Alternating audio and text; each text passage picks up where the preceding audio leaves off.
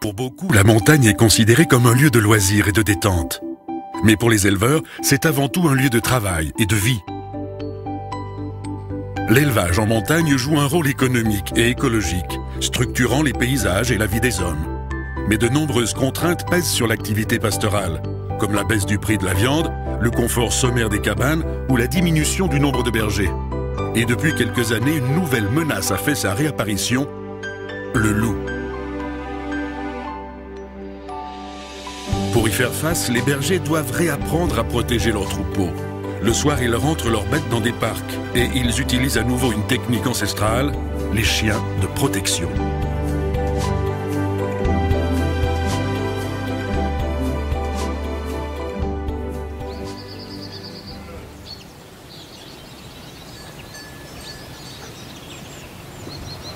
Gilbert Gaillan est éleveur de moutons. Pour l'aider à garder ses 1500 brebis, il utilise depuis plusieurs années des chiens de protection. Cette saison encore, il a intégré à son troupeau 3 jeunes montagnes des Pyrénées, des patous.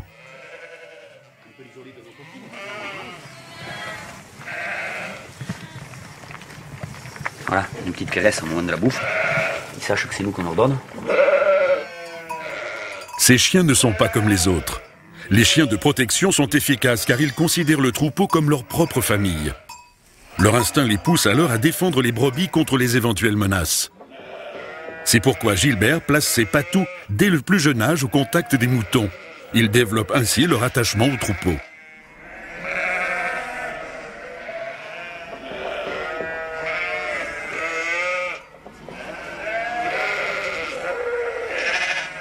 Pendant cette période sensible qu'est la mise bas, l'éleveur ne dort que quelques heures par nuit.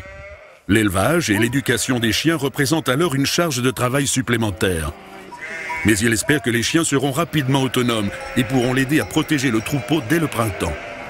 L'essentiel, c'est qu'ils restent avec le troupeau en permanence. Il faut qu'ils suivent le troupeau, tout le temps. Quand les brebis vont dehors, ils vont dehors. Quand on les met dedans, je les mets dedans avec les brebis, en permanence aux brebis. Ça, c'est la règle première, qui reste en permanence intégrée au troupeau. La bergerie est à quelques centaines de mètres du village et les habitants ont pris l'habitude de croiser des patous, tout comme ceux-ci se sont habitués à l'activité humaine.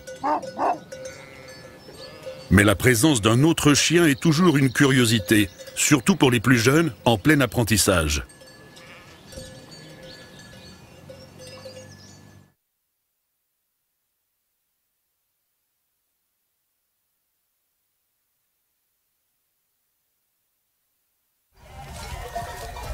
Trois mois plus tard, les chiots ont grandi. Gilbert a regroupé son troupeau sur les collines autour de son exploitation. L'élevage, ce n'est pas qu'en alpage. Les chiens sont toute l'année avec les brebis. Ici, les pâturages sont plus morcelés et les patous doivent être d'autant plus vigilants, car le troupeau peut rapidement se scinder en petits groupes. Si elles se divisent, automatiquement, les chiens vont se diviser.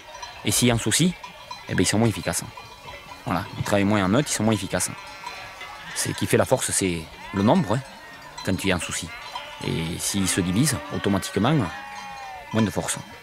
Donc notre boulot, c'est déjà de les faire manger, déjà d'une, de les faire évoluer pour les faire manger sur les zones dans lesquelles on veut les faire évoluer, et de deux, de les regrouper pour qu'elles puissent toujours être ensemble avec les chiens. Réussir l'éducation des chiens, c'est trouver le bon équilibre entre efficacité dans la lutte contre les prédateurs et tolérance envers les hommes.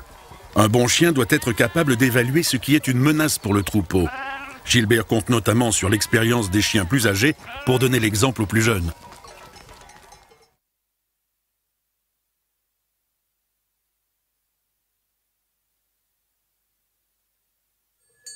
L'été, Gilbert retrouve les pâturages du col de Vars. Ici, il loue la montagne, mais il sait que ces pâturages vont aussi être le terrain de jeu des vacanciers et que le tourisme est désormais une activité très importante pour la région. Pourtant, le maintien du pastoralisme en montagne permet de garder des paysages ouverts et les risques d'avalanche sont moins importants quand les pentes ont été pâturées.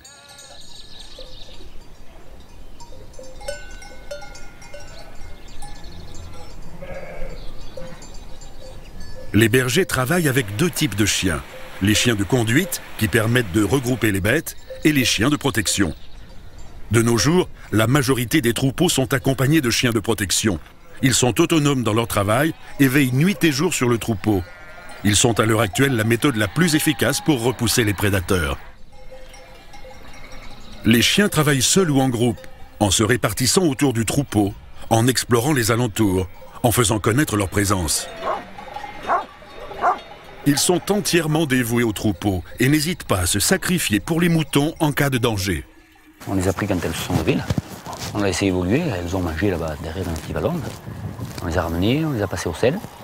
Et puis après, l'heure arrive qu'elles sont obligées de chômer, quoi, que la chaleur les prend. Donc on les laisse, on les positionne à des endroits où on choisit un peu, tu vois, l'ombre des mélèzes, là, qu'elles soient bien pour, qu'elles soient à l'ombre pour chômer. Et elles ruminent en fait ce qu'elles ont mangé le matin jusqu'à 4-5 heures de l'après-midi. Et l'après-midi, on recommence, on les laisse évoluer, on les dirige en fonction d'où on veut les faire pâturer pour les faire manger.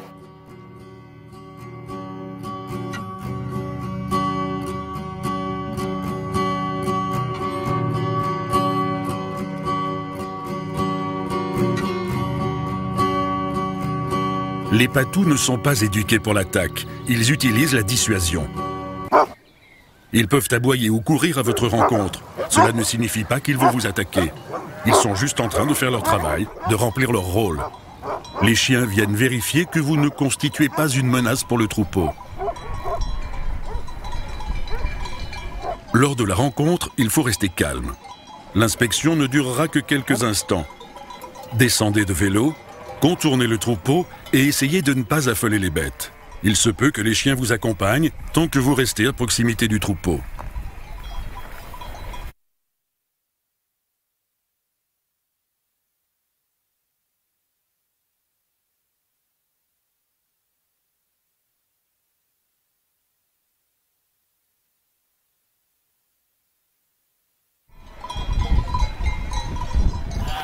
Quand nous on dort, on sait qu'eux y sont. S'il y a un désordre, viens ici, Sissou. S'il y a un désordre qui se manifeste, on l'entend au moins. Avant, quand on n'en avait pas, la prédation arrivait, tu n'entendais pas forcément quand tu étais dans les cabanes. Ça aboie pas, ça fait rien. Il vient en silence, le loup. Il vient te travailler les brebis sans que tu t'en rendes compte. Quand tu t'en aperçois, c'est trop tard. On n'a pas les chiens pour s'amuser, puisqu'on les a par rapport à la prédation. Il faut que les gens comprennent, qu'ils prennent conscience que si on les a, c'est pour eux. C'est un outil de travail, c'est pas un amusement ni un chien de loisir. Hein.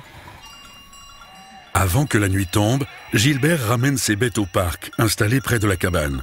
C'est ainsi que se termine sa journée de berger. Le parquage des brebis est une précaution supplémentaire qui facilite le travail des chiens.